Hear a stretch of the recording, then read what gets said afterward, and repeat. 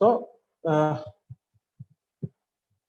as I explained that relay is a device that detects the fault. Okay, then it will compare from the reference value that whether the detected value is greater than the reference value or not. If yes, then it will send a tripping signal to the circuit breaker to initiate the operation. Okay, so that is the basic function of relay. हम लोग इस circuit को देखते हैं, ठीक है। ये circuit basically explain करता है रिले के ऑपरेशन को, ठीक है। सिर्फ इस सर्किट को समझने की जरूरत है, ज्यादा कॉम्प्लिकेटेड नहीं है, बिल्कुल ही सिंपल है। ये एक बस बार है, ठीक है, ये एक बस बार है। दैट मीन्स ये जो बस बार है यहाँ पर पावर सप्लाई अवेलेबल है। यहाँ से पावर सप्लाई हम लोग एक टैपिंग किए, ठीक है। यहाँ से एक कनेक्शन, इस फीडर, सपोज ये एक फीडर यहाँ से निकला, एक सर्किट ब्रेकर को हम लोग इंस्टॉल किए इसके इनलाइन, और फिर यहाँ से हम लोग इसको भेज दिए। यहाँ पर सपोज कोई एक लोड है, ठीक है,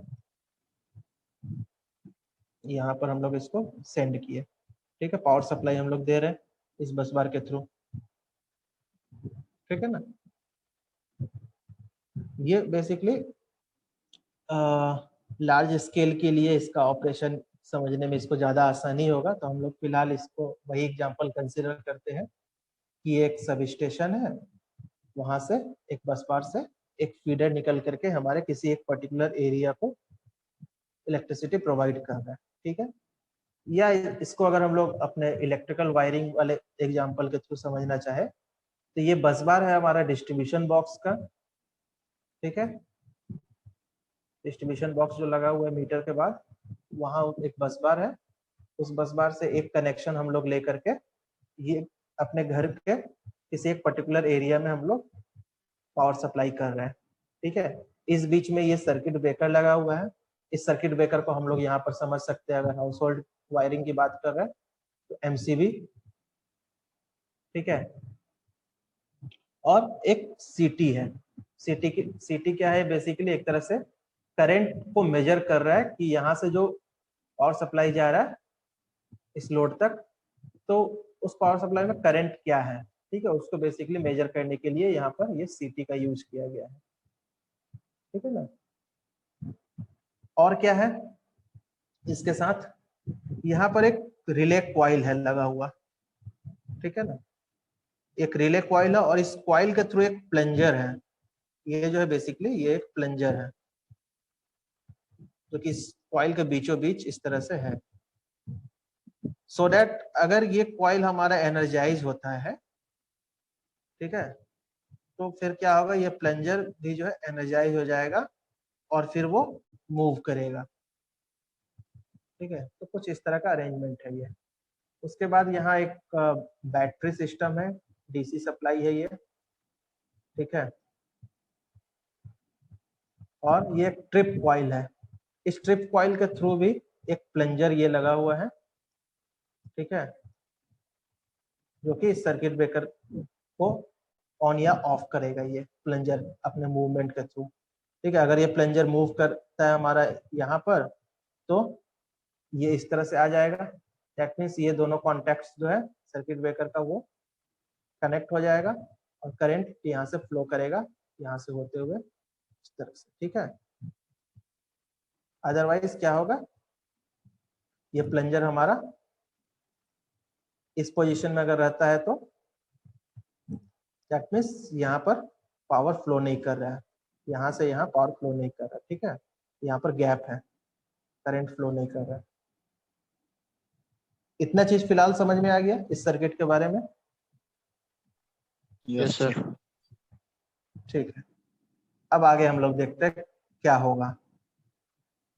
अगर सपोज यहाँ पर फॉल्ट होता है तब क्या होगा, जो करंट यहाँ से जा रहा था वो करंट हमारा इंक्रीज कर जाएगा। फॉल्ट करंट काफी हाई होता है, 5 times 10 times higher than the normal current.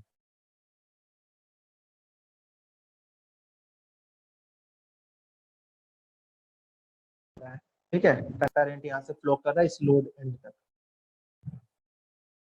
जब यहाँ पर फॉल्ट होगा तो करंट काफी हाई हो जाएगा और इस हाई करंट को सेंस करेगा ये हमारा सीटी का कॉइल। ठीक है, सीटी क्या है? Current transformer. ठीक है, इसका एक कॉइल यहाँ कनेक्टेड है और दूसरा कॉइल यहाँ पर। सीटी के बारे में पता ही है। तो इसको ये सेंस करेगा इस हाई करंट को। करंट जैसे ही हाई होगा तो इस कॉइल के थ्रू जो फ्लक्स हमारा था वो भी इंक्रीज करेगा। ठीक है, वो हाई करंट हमारा यहाँ से आते हुए जहां जो फ्लक्स था इसको भी इंक्रीज करेगा, इस रिले कॉइल का फ्लक्स को भी। तो ये एनर्जाइज होगा, ये जो हमारा जो रिले कॉइल है। ठीक है, due to this increase in current, वो ज्यादा एनर्जाइज होने के कारण क्या करेगा? इस प्लंजर को अट्रैक्ट करेगा अपनी तरफ। ठीक है, और ये प्लंजर मूव होकर के यहाँ आएगा और इस दोनों कॉन्टेक्ट्स को क्लोज कर देगा। ठीक है, मूव डाउनवर्ड मूव करेगा तो तब ये सर्किट भी हमारा स्टैब्लिश हो जाएगा। इनिशियली ये सर्किट हमारा डिस्कनेक्टेड था, दोनों कॉन्टेक्ट्स सेपरेटेड थे। अब ये सर्किट हमारा फंक्शन में आएगा।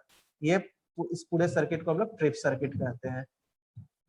ठीक है, तब यहाँ पर करंट फ्लो करना हमारा शुरू करेगा तो फिर ये भी हमारा जो ट्रिप कॉइल है ये ट्रिप कॉइल एनर्जाइज हो जाएगा। ठीक है, करंट इस तरह से हमारा फ्लो करते रहेगा इस सर्किट। ये ट्रिप कॉइल जैसे ही एनर्जाइज हो जाएगा तो ये प्लंजर जो इनिशियली यहाँ पर था, सो दैट ये करंट फ्लो कर रहा था, इस प्लंजर को अपनी तरफ अट्रैक्ट करेगा और ये मूव करके यहाँ पर आ जाएगा इस पोजीशन पर। तो क्या हो जाएगा? ये सर्किट ब्रेकर ऑपरेट कर गया और ये डिस्कनेक्ट कर दिया इस पावर सप्लाई को। अब ये पावर सप्लाई सिर्फ यहीं तक रह गया, इस पूरे सेक्शन में इधर नहीं आ रहा है ड्यू टू फॉल्ट। ठीक है, इस तरह से रिले और सर्किट ब्रेकर कंबाइंडली वर्क करता है हमारे सिस्टम को प्रोटेक्ट करने के लिए। समझ में आ गया ये चीज? Yes sir. गुड, इस चीज को याद रखना। ठीक है ना, तो बिल्कुल बेसिक चीज है ये, और ये बहुत ही इंपॉर्टेंट है। अगर इसको समझ रहे हो तो फिर आगे और भी रिले और ये सब चीजों को जब पढ़ोगे आगे जा करके तो समझने में ज्यादा कोई दिक्कत नहीं होगा। ठीक है, तो यही फंक्शन को ये चीज एक्सप्लेन किया गया है, जो भी प्रोसेस है। ठीक है, तो हमारा जो डोमेस्टिक पर्पस के लिए जो रिले यूज करते हैं लो वोल्टेज के केस में, उसका भी बेसिक प्रिंसिपल यही रहता है और कुछ नहीं। है ना,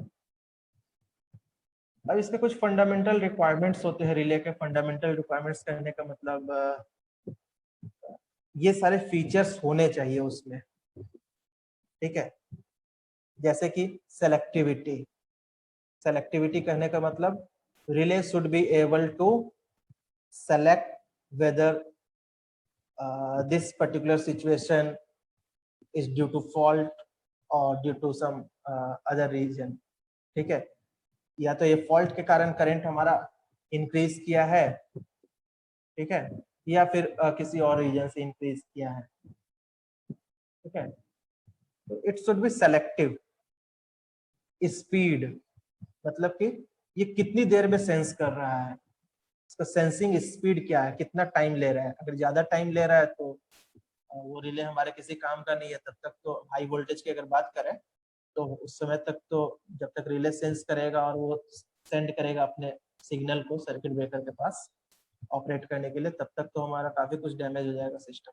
सो ये फास्ट होना चाहिए इसका स्पीड जो भी है। ठीक है, sensitivity, it should be sensitive enough.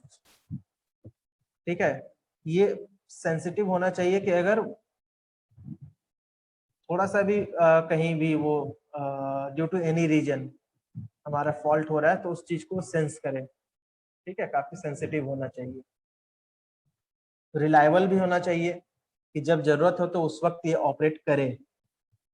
ठीक है, ऐसा नहीं कि 10 बार में 8 बार ऑपरेट कर रहा, 2 बार ऑपरेट नहीं किया, उससे काम नहीं चलेगा। It should be reliable, 100% reliable.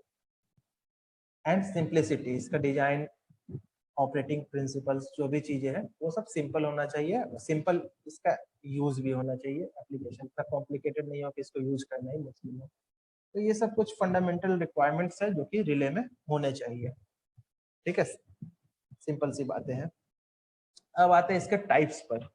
ठीक है, टाइप की हम लोग बात करें तो रिले बहुत सारे तरह के होते हैं। इसको कैटेगराइज कर पाना सही तरीके से अगर देखा जाए तो अलग अलग लोग अलग अलग तरीके से इसको कैटेगराइज करेंगे। ठीक है, और ये कहना गलत होगा कि yes this one is the correct method to categorise and this one is not the corrected method, ये कहना उचित नहीं होगा। ठीक है, तो तरीके अलग अलग अलग इसको कैटेगराइज करने के लिए।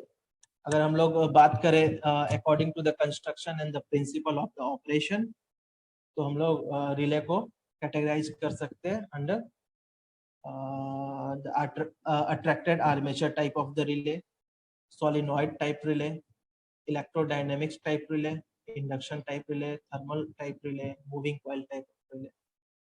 ठीक है, based on the principle of operation and construction, that means ये जितने भी रिले हैं, ये जो 6 लिखे हुए हैं, इन सब का ऑपरेटिंग प्रिंसिपल जो है वो सिमिलर नहीं है। ठीक है, ऑपरेटिंग प्रिंसिपल कुछ डिफरेंट है। ठीक है, तो based on the principle of operation ये कैटेगराइजेशन किया गया है। ठीक है, याद होगा कि जब एमपीसीबी की बात कर रहे थे, मोटर प्रोटेक्टेड सर्किट ब्रेकर, तो वहां पर बायोमेटेलिक स्ट्रिप और थर्मल ओवरलोड रिले की बात कर रहे थे। ठीक है, तो ये थर्मल टाइप रिले है। ठीक है, उसका ऑपरेटिंग प्रिंसिपल डिफरेंट था। ठीक है, टेम्परेचर इंक्रीज कर गया due to increase in the current, और बायोमेटेलिक स्ट्रिप जो है वो बेंड कर गया, उसके कारण फिर हमारा बाकी चीजें वो होती थी। ठीक है, तो वो एक अलग ऑपरेटिंग प्रिंसिपल था। अट्रैक्टेड आर्मेचर टाइप जो अभी हम लोग देख रहे थे कॉन्ट्रैक्टर्स में, ठीक है, बेसिकली वो भी एक तरह से रिले का ही था, एक दूसरा रूप था। ठीक है, तो वहां पर क्या हो रहा था, इलेक्ट्रोमैग्नेट्स था। ठीक है, आर्मेचर था, वो एक मूव कर रहा था आर्मेचर, और वहां पर कॉन्टैक्ट मेक और ब्रेक हो रहा था। तो वैसा ही कुछ प्रिंसिपल होता है अट्रैक्टेड आर्मेचर टाइप रिले में। तो मेरा कहने का मतलब है कि डिफरेंट ऑपरेशन है, प्रिंसिपल ऑफ ऑपरेशन है। ठीक है, उसके आधार पे इसको कैटेगराइज किया गया है। इतने डिटेल में मैं नहीं जाऊंगा क्योंकि इसकी जरूरत भी नहीं है इस सिलेबस के आधार पर। ठीक है, ये सभी चीजें आप लोगों को पढ़नी है डिटेल में, जो प्रोटेक्शन आप लोग पढ़िएगा अगले सेमेस्टर में तब। बेसिक सिर्फ ये समझाना था मुझे कि ये जो है रिले, ठीक है, इसी तरह का रिले हम लोग यूज करते हैं अपने लो वोल्टेज एप्लीकेशंस में। ठीक है, जो भी हमारा सर्किट होता है लो वोल्टेज का, वहां पर इसी तरह के रिले का हम लोग यूज करते हैं। जैसे कि ये 220 वोल्ट स्मॉल एसी रिले है। ठीक है, ये इस तरह के रिले में क्या होता है, नॉर्मली एक कॉइल होता है हमारा। ठीक है, ये आर्मेचर होता है, ये एक तरह से हमारा इलेक्ट्रोमैग्नेट का काम करेगा। ठीक है, और ये आर्मेचर होगा जो कि मूव करेगा, ये कॉन्टैक्ट्स है। ठीक है, इसी कॉन्टैक्ट में ये मूव करेगा, इसको कॉन्टैक्ट को टच करेगा या फिर इससे सेपरेट होगा। ठीक है, ड्यू टू एनर्जाइजेशन। ये कॉइल है जिससे करंट फ्लो कर रहा है, अगर फॉल्ट होगा तो यहाँ से एक्सेस करंट फ्लो करेगा और वो अकॉर्डिंगली इस आर्मेचर को ऑपरेट करेगा। ठीक है, आर्मेचर ये हमारा मूव करेगा, या तो इस कॉन्टैक्ट को टच करेगा तब ऑन पोजीशन में होगा, इस कॉन्टैक्ट से सेपरेट हो जाएगा आर्मेचर मूव करके तो ये ऑफ पोजीशन में आ जाएगा। ठीक है, तो इसी तरह का सिंपल सा कंस्ट्रक्शन होता है हमारा स्मॉल साइज ऑफ रिले में। ये स्प्रिंग है जो कि इस आर्मेचर के मूवमेंट को कंट्रोल कर रहा है। ठीक है, इस आर्मेचर के साथ यहाँ पर कनेक्टेड है इसके मूवमेंट को कंट्रोल करने के लिए। इसके अलावा और भी बहुत सारे तरीके हैं इसको कैटेगराइज करने के लिए, according to the application, according to time characteristics. ठीक है, इन सब को फिलहाल अभी डिस्कस करने की जरूरत नहीं है, आप लोगों को इसके बारे में नहीं जानना इतना डिटेल में अभी। ठीक है, बेसिक मेरा जो समझाने का पर्पस था यहाँ पर वो ये था, इसका बेसिक सर्किट। ठीक है, कि कैसे रिले जो है वो ऑपरेट करता है। ठीक है, अगर ये चीज समझ रहे हैं तो फिलहाल अभी तक के लिए think that is okay for all of you. Till now it is clear? Yes, sir. Yes. Okay. तो आज के लिए ये लास्ट स्लाइड है, ठीक है। एक कंपैरिजन है कॉन्ट्रैक्टर और रिले का, ठीक है। कॉन्ट्रैक्टर्स जो है वो बेसिकली जैसा कि मैंने पहले भी बताया था कि इसको हम लोग यूज करते हैं हाई करंट के केसेस में, ठीक है। और रिले का हम लोग यूज करते हैं लो वोल्टेजेस, लो करंट जो भी होता है वहां पर, ठीक है। 10 एम्पियर या उससे कम करंट होता है तो वहां पर हम लोग ये स्मॉल साइज ऑफ जो भी रिलेज है एसी और डीसी रिले वहां पर हम लोग यूज करते हैं। रिले, हाँ एक चीज और, रिले जो है वो हमारा एसी और डीसी टाइप रिले दोनों हो सकता है, ठीक है ना। तो 10 एम्पियर या उससे कम करंट रेटिंग के केस में हम लोग रिले का यूज करते हैं, उससे ज्यादा अगर वो हमारा तो कॉन्ट्रैक्टर्स वहां पर हमारे लिए सुटेबल है। कॉन्ट्रैक्टर्स का साइज जो है वो ज्यादा होता है, रिले का साइज स्मॉल होता है। कॉन्ट्रैक्टर्स जो है सिंगल फेज 3 फेज सर्किट के लिए हमारा होता है, जबकि रिले जो है कंट्रोल रिले अगर बात करें बेसिकली स्मॉल साइज ऑफ जो भी रिलेज है वो सिंगल फेज के लिए ज्यादातर होता है हमारा। रिलेज में नॉर्मली दो कॉन्टैक्ट होते हैं, नॉर्मली ओपन नॉर्मली क्लोज्ड, ठीक है। जबकि कॉन्ट्रैक्टर्स में नंबर ऑफ कॉन्टैक्ट्स जो है वो ज्यादा होते हैं, ठीक है। जैसा कि हम लोग देखे भी थे इनपुट में आउटपुट में, ठीक है। These are the main contacts. Other than the main contacts, some auxiliary contacts are also available in contactors. So number of contacts are more in case of contactors. ठीक है। switching speed obviously relay का better होता है। relay is faster operating device compared to the contactor, ठीक है। and relay is also consuming less power. Less power क्यों consume करता है? Since we are using for 10 ampere और less than 10 ampere rated current, ठीक है। बट कॉन्ट्रैक्टर्स जो higher current के लिए यूज होता है इसलिए पावर भी ज्यादा कंज्यूम करता है। And the cost of contractor is greater than the cost of the release, ठीक है। तो कुछ बेसिक डिफरेंसेस थे रिले और contractor, okay. So next class में हम लोग फिर देखेंगे अब about the single line diagrams, ठीक है। क्यों इसका जरूरत पड़ता है हम और कुछ सिंगल लाइन डायग्राम के बारे में थोड़ा बहुत हम लोग देखेंगे। उसके बाद इलेक्ट्रिक शॉक क्या होता है, ठीक है। इलेक्ट्रिक शॉक से क्यों बचना जरूरी है, किस तरह से ये हो सकता है, उससे प्रोटेक्ट करने के लिए किस तरह के उपाय हम लोग करेंगे उसके बारे में हम लोग देखेंगे। और फिर कुछ safety measures, electrical safety measures क्या है इंडियन स्टैंडर्ड्स के आधार पर, जो कि इलेक्ट्रिकल पॉइंट ऑफ व्यू से, हमारे इलेक्ट्रिकल वायरिंग के पॉइंट ऑफ व्यू से रिलेटेड है, ठीक है। उसको हम लोग देखेंगे। और एक इसके बाद बचेगा हमारा एक छोटा सा टॉपिक टैरिफ स्ट्रक्चर इस मॉड्यूल में, ठीक है। सो नेक्स्ट क्लास में इसको हम लोग देखते हैं डिटेल में, okay. So thank you for today's